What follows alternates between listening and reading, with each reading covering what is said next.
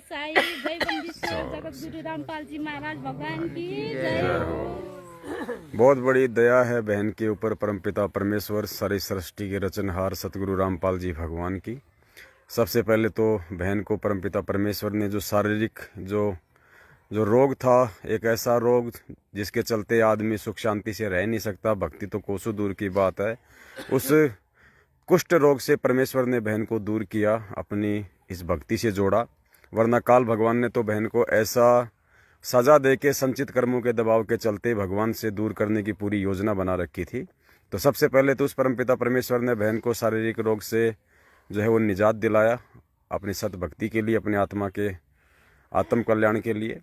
उसके बाद में काल भगवान ने फिर से बहन के ऊपर एक दूसरा डोरा डाला, अपना अज्ञान वाला, और जो भी भक्ति विरुद्ध जो कुकर्म थे, जो कि सतलोक आश्रम मैनेजमेंट हरियाणा नेपाल के द्वारा वहाँ के भगत भाई बहनों से पिछले 7 वर्षों से करवाए जा रहे हैं, उनके कर्म फोड़वाए जा रहे हैं, परमेश्वर के वचन को वहाँ पे तोड़वाया जा रहा है, ताकि इस परमेश्वर से जुड़ने के बाद भी उन मर्यादाओं के टूट जाने के चलते और परमेश्वर के अटल विधान के चलते उन आत्माओं को कोई लाभ ना हो, और धीरे धीरे वो आत्माएं इस परमेश्वर में और इस भक्ति में दोष देखना बंद कर दें, शुरू कर दें, ताकि वो इस परमात्मा से सदा सदा के लिए दूर हो जाएं। लेकिन बहन के ऊपर एक विशेष मेहर की परमात्मा ने, और सत्सेवकों की वीडियो बहन के पास में आने लगे, सच्चाई से बहन रूबरू हुई, और जो हिसार की तारीखों पे इतना बड़ा जो एक षड्यंत्र था वहाँ से भक्तों का श्वास और पैसा बर्बाद करने का, उससे भी बहन को परमात्मा ने बचाया।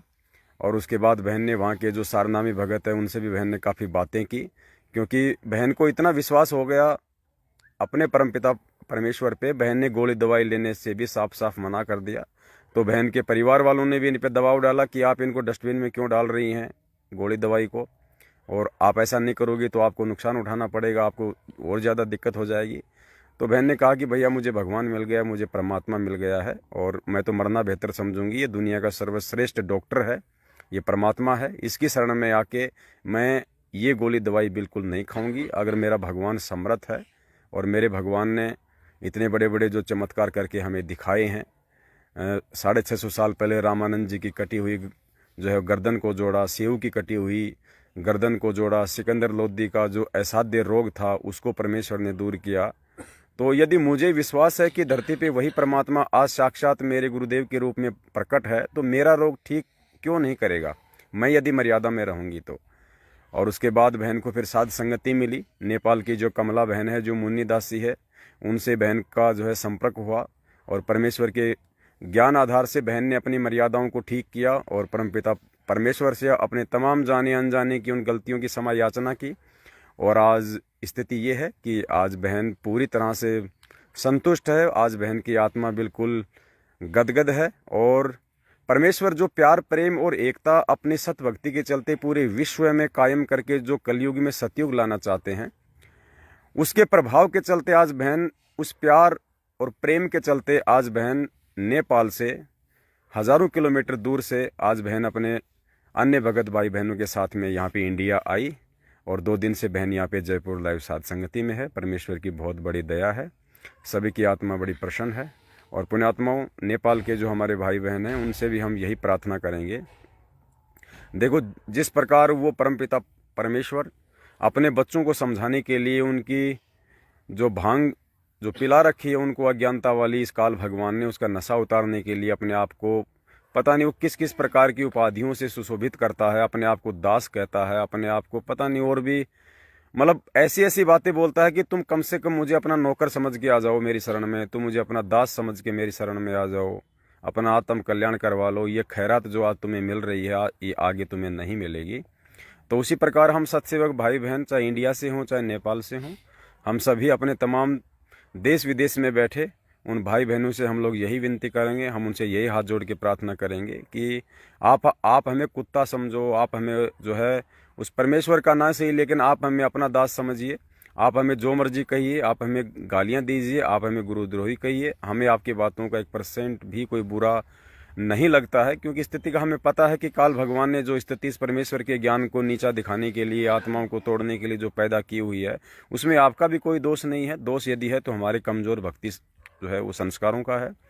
तो हम तो आपसे ये विनती कर सकते हैं, निवेदन कर सकते हैं कि ये ज्ञान मार्ग है और ये कलयुग की बिचली पीढ़ी है। परमेश्वर ने हमारे को तत्व ज्ञान रूपी 2 आँखें और ये चरम दृष्टि वाली 2 आँखें, कुल मिला के 4 आँखें दी हुई हैं। कम से कम हम इनका प्रयोग करें, सही गलत का हम निर्णय करें। किसी की वीडियो देखने से या किसी के विषय में कोई बातचीत करने से नामखंड नहीं होता है। यदि इसी प्रकार से नामखंड होता है तो फिर समझ लीजिए परमपिता परमेश्वर सतगुरु रामपाल जी भगवान ने सत्य का निवेरा करवाने के लिए फिर तो नकली संतों महंतों की वीडियो, ऑडियो, उनकी पुस्तकें दिखा के सबसे पहले पूरी संगत का नामखंड कर दिया है। तो पुण्यात्माओं, आप इस भ्रमणा से बाहर निकलो। कहे कबीर सोई जन मेरा, जो नीर खीर का करे निवेरा। परमेश्वर ने अपना विधान बता दिया है, संविधान बता दिया है। चलना आप और हमको स्वयं पड़ेगा, सही गलत का निर्णय हमको स्वयं करना पड़ेगा। ये हमारी परीक्षा का समय है। आज टीचर हमारा कुछ भी सहयोग नहीं करेगा। आज हमें परमेश्वर ने जो 27 वर्षों से जो सिलेबस पढ़ाया अध्यात्म का, उस आधार से आज हमारी ये परीक्षा चल रही है। और यदि हम इस परीक्षा में फेल हो गए, पुण्यात्माओं, अनंत युगों के बाद ये परमात्मा पता नहीं संभाले या ना संभाले, क्योंकि ये परमेश्वर यदि एक बार नाराज हो गया तो ये कब मनेगा इसका कोई आइडिया नहीं है। तो नेपाल के भाई बहन थोड़ा सा विचार करें। और जो कमला बहन है, मुन्नी दासी है, और हमारी बहन जो आज जयपुर में आई हुई है, आप इनसे संपर्क करें और जो भी आपको शंका है आप उनको दूर करें और परमेश्वर के ज्ञान आधार से आपके हर शंकाओं का समाधान किया जाएगा। आपको सच्चाई से रूबरू करवाया जाएगा। देखिए, हमें चाहिए परमात्मा, हमें चाहिए भगवान, और भगवान मिलेगा सत्य को धारण करके सत्य मार्ग पे चलने से। ना हमें परमपिता परमेश्वर सतगुरु रामपाल जी भगवान का जो कलयुगी परिवार है, उनके बेटा बेटी, भाई बंधु, रिश्तेदार, जवाई हैं, आपका जो कोऑर्डिनेटर है, नामदान संचालक हैं, वो हमें पार नहीं करेंगे। ना हमें कोई पवनदास को राहत दे सकता है, ना हम एक दूसरे को कोई राहत दे सकते हैं, ना हम अपनी भक्ति किसी को दे सकते हैं, ना कोई किसी को वो कर सकता है। लेकिन एक मौका है कि जो परमेश्वर ने साध संगति के माध्यम से हमारे को दृढ़ होने के लिए, हमारे को आत्मिक रूप से मजबूत होने का जो एक सौभाग्य प्रदान किया है, उसका हम भरपूर लाभ उठाएं। और हमारे अंदर जो भी कमजोरियां हैं जो काल भगवान ने डाल रखी हैं, कुछ हमारे कमजोर संस्कारों के चलते, कुछ ये इस ज्ञान को अधिक ना सुन पाने के चलते, तो उन सभी कमियों को आज परमपिता परमेश्वर सतगुरु रामपाल जी भगवान की शारीरिक रूप से जो अनुपस्थिति है, उसमें हम अपने आप को जो है वो मजबूत करें। एक प्रकार से साध संगति को आप जी एक ट्यूशन कह सकते हैं, क्योंकि आध्यात्मिक रूप से हम सभी बहुत ही ज़्यादा कमज़ोर थे। तभी तो बरवाला कांड हुआ, काल भगवान का दाव लगा, और हम नादानों की उन गलतियों के चलते जो बरवाला कांड में गुरु को मानुष समझने के चलते हुई थी, जो काले कपड़े पहनना, पुलिस वालों के साथ में लड़ना झगड़ना, अपने गुरुदेव के ज्ञान को साइड में रख के गुरुदेव के भाई के आदेशों को ज़्यादा महत्व देना, उन कोऑर्डिनेटरों की बातों को ज़्यादा महत्व देना, गुरुजी के परिवार वालों की बातों को ज़्यादा महत्व देना, आंखों पे काली पट्टी बांध के उनके तमाम आदेशों पे जो कि गुरु वचन और मर्यादाओं के खिलाफ थे, उन पे विश्वास करके अपने परमपिता परमेश्वर को जो है वो दुखी करना। तो आज हम अपने उन तमाम गलतियों का हम सुधार करें, यदि हमें मालूम हो गया है तो, और अपने परमपिता परमेश्वर को वापस ज्ञान आधार को अपना के साध संगतियों से जुड़ के हम उनको जो है खुश करें, ताकि वो मालिक हम पे वापस वही रजा बख्शे और अपने बच्चों को शारीरिक रूप से दर्शन दे, और परमेश्वर साक्षात जो है वो सत्संग और आशीर्वाद का लाभ हमारे को पुण्य दे, जिस लाभ से हम पिछले 7 वर्षों से वंचित हैं और हम एक बहुत ही बड़ी पीड़ा का अनुभव कर रहे हैं। तो आप सभी नेपाल के भाई बहन से, हम सभी इंडिया के भाई बहनों की, हम सत्सेवकों की आप लोगों से हाथ जोड़ के जो है वो यही विनती है। और भी बहुत सारे भाई बहन बैठे हुए हैं, क्योंकि हमारी तो साथ संगति चलेगी। कुछ भाई बहन जिन्हें सोना होगा वो सो भी जाएंगे, कोई दिक्कत नहीं है। बाकी जो साथ संगति करना चाहेंगे, क्योंकि पुण्यात्माओं ये समय बाद में नहीं मिलेगा। बाद में तो केवल हमारे को परिणाम मिलेगा कि बेटा तू फेल तू पास, तू फेल तू पास। आज मौका है एग्ज़ाम देने के लिए। आज हमारे को ये पासबुक मिली हुई है साध संगति की। आज हम इसको जी भर के हम इसको पढ़ लें, अच्छे से हम इसका अध्ययन कर लें। ये हमारे ही काम आने वाली है, दूसरों के काम नहीं आने वाली है। तो काफ़ी समय हो गया है और दास चाहेगा कि आप लोग भी, क्योंकि कल भी पूरी रात लाइव चला था 4-5 बजे तक, उसके बाद भी लाइव चला था, तो दास चाहेगा कि आप भी थोड़ा सा आराम कीजिए और हम भी पिछले 2 दिनों से काफ़ी वो थके हुए हैं, क्योंकि परसों भी नहीं सोए थे, कल रात को भी नहीं सोए थे और आज भी नहीं सोएंगे। तो फिर हम तो हैं तो एक जीव श्रेणी में, ये शरीर है, इसकी भी एक लिमिट है, तो थोड़ा सा हमें भी आराम चाहिए। तो आपस में हम बैठ के 5-10 मिनट थोड़ा साथ संगति कर लेंगे, एक चाय आराम और ले लेंगे, उसके बाद में हम भी आराम करेंगे, आप भी आराम कीजिए। और आगामी समय में कहाँ कहाँ साथ संगतियाँ हैं, आप जी संपर्क में रहें। फेसबुक पे हमारा जो पेज है शंका समाधान विद पवन दास, आप उसको फॉलो करें। हम लोग लाइव आते हैं, आप लाइव सेशन को अटेंड कीजिए, ज्ञान आधार से अपने आप को मजबूत कीजिए। और फेसबुक पे भी हमारा चैनल है शंका समाधान विद पवन दास, उसको भी आप जी जो है वो सब्सक्राइब कीजिए। और ज़्यादा से ज़्यादा इस साध संगति के माध्यम से परमात्मा भगत समाज को जो जागरूक करना चाहते हैं, इन वीडियोज़ को आप जी शेयर कीजिए, क्योंकि पुण्यात्माओं देश और दुनिया को जगाने का काम संत रामपाल जी भगवान के हाथ में है। हमारी सेवा केवल हमारे भटके हुए भाई बहनों को वापस मुख्य धारा में लाने की है, जिसके लिए हमने कमर तोड़ मेहनत करनी है, क्योंकि हमने अपने गुरुदेव की अनुपस्थिति में अपना शिष्य धर्म निभाना है। कल को परमेश्वर आके ये ना कह दे कि हे नालायक, हे मंदबुद्धि प्राणी, जब तुझे सारी हकीकत का पता था, मेरे ज्ञान का पता था, बरवाला कांड का पता था, मेरे परिवार वालों की मनमानी हरकतों का पता था, उसके बावजूद तू चुपचाप क्यों बैठा रहा? तुझे किस बात का भय था? और नालायक, मुझ जैसे समर्थ की शरण में होने के बाद भी यदि तुझे भय है तो अभी तू कुछ और जन्म यहाँ रह और इस भय को समाप्त कर, उसके बाद मैं तुझे सतलोक लेके चलूँगा। तो पुण्यात्माओं, हम वो मौका नहीं देना चाहते हैं परमपिता परमेश्वर जी को, हम वो समय नहीं आने देना चाहते हैं कि जब कल को पूज्य गुरुदेव जी हिसार जेल से बाहर आएँ तो हमें एक शर्मिंदगी महसूस करते हुए कि उनकी अनुपस्थिति में सारी सच्चाई से परिचित होने के बाद भी हम हाथों में चूड़ियाँ पहन के बैठे रहे, वो गर्दन हमारी नीची ना हो उस समय। इसके लिए हम लोग सतगुरु वचन पे चलते हुए हम स्वयं भी पूरी सावधानियां बरत रहे हैं और अपने भाई बहनों को भी काल जाल की जो सूक्ष्म चाल हैं जो इस काल भगवान की, जिसको हमारे वो नादान भाई बहन नहीं समझ पा रहे हैं और जिसके चलते वो बार बार गलतियां करके अपनी मर्यादाएं खंडित कर रहे हैं और नित्य निरंतर वो अपने परमपिता परमेश्वर सतगुरु रामपाल जी भगवान के चरण कमलों से दूर होते जा रहे हैं। तो उनको वापस मुख्य धारा में ये लाने की छोटी सी हमारा ये प्रयास है। और पिछले 7 साल से गुरुदेव के आशीर्वाद और गुरुदेव की सत प्रेरणा से हम सभी भाई बहन प्रयासरत हैं। और अब तो ये प्रयास जो है ये परमेश्वर ने इतना आगे बढ़ा दिया है कि आज आपको इस साथ संगति के कार्यक्रम में यदि 1000 से 1200 भक्तों का एक समूह दिखाई दिया है, तो पुण्यात्माओं आने वाले 2 से 3 महीने में जो साध संगति का जो बड़ा प्रोग्राम होगा, और हम कोशिश कर रहे हैं कि परमपिता परमेश्वर के आशीर्वाद से वो राजस्थान के अजमेर ज़िले में होगा, अजमेर ज़िले के किशनगढ़ में होगा। वहाँ पे आगामी जो आएगा जो फेस्टिवल है इस काल का होली पे 2 दिन का वहाँ पे महाप्रोग्राम होगा, जिसमें देश विदेश के भाई बहन जैसे आज जयपुर में आए हैं वैसे ही वहाँ पे आएंगे। जयपुर समागम से पहले हम आपको मतलब सूचित नहीं कर पाए थे और ये हमें खेद रहेगा हमें इस बात का, और हम गुरुदेव से समय याचना मांगते हैं कि परमेश्वर समय थोड़ा कम था जिसके चलते हम आपके बच्चों की अच्छी तरीके से सेवा नहीं कर पाए, उसके लिए परमात्मा आप हमें जो है माफ़ कीजिए और मालिक आप हमें आगे के लिए जो है वो सद्बुद्धि बख्शें।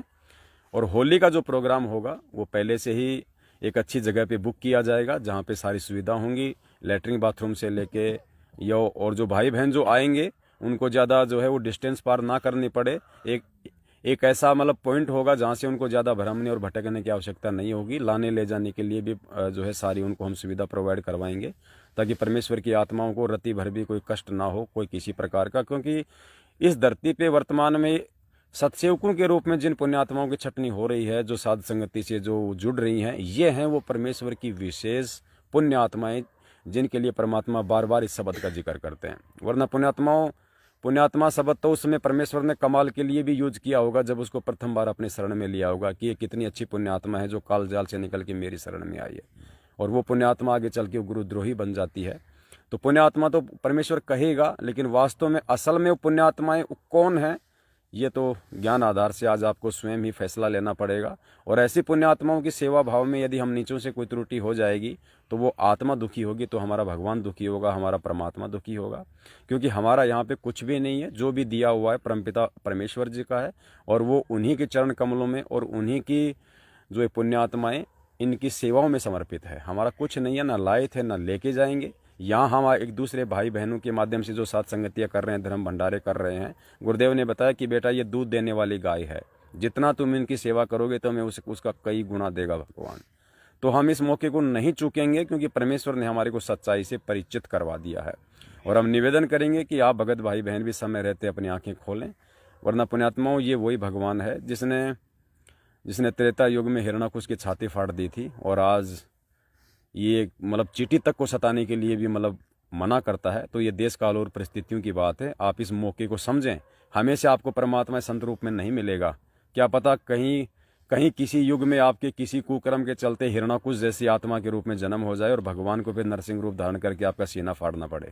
तो आज मौका है, आज अपने मालिक के चरण कमलों से लगे रहो, उनसे लिपटे रहो। और परमात्मा कहते हैं कि शरण पड़े को गुरु संभाले, जान के बालक भोला रहे, कहे कबीर तुम चरण चित्रा को ज्यों सुई में डोरा रहे। तो ये सुई और जो ये धागे का जो प्यार है, जो गुरु और उस शिष्य का जो ये प्रेम है, ये कभी ना टूटे। और ज्ञान आधार रूपी डोर से हम सदा हम उनके चरण कमलों से लगे रहें। हमारी परमपिता परमेश्वर से बस यही एक इच्छा है, यही एक अंतिम एक कामना है। और मालिक हम सब पे इसी तरह से साध संगतियों की और धर्म भंडारों की रजा बख्शे रखें।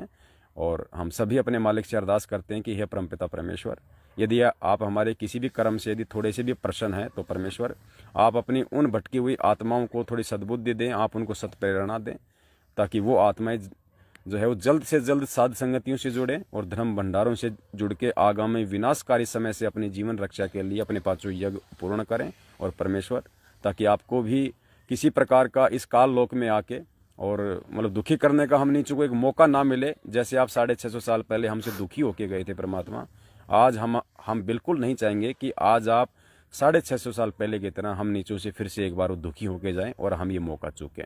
तो इसी के साथ हम आज का लाइव साध संगति का एंड करते हैं। फिर मालिक दया करेंगे, फिर हम आपके सामने आएंगे। बंदी छोड़ सतगुरु रामपाल जी भगवान की जय हो। सत साहिब। जिसके सिर पर कृपा गुरु की, वो दुख कैसे पाएगा। जिसके सिर पर कृपा गुरु की, वो दुख कैसे पाएगा। नाम गुरु जी का जप लेगा, नाम गुरु जी का जप लेगा, जीवन सफल बनाएगा। जिसके सिर पर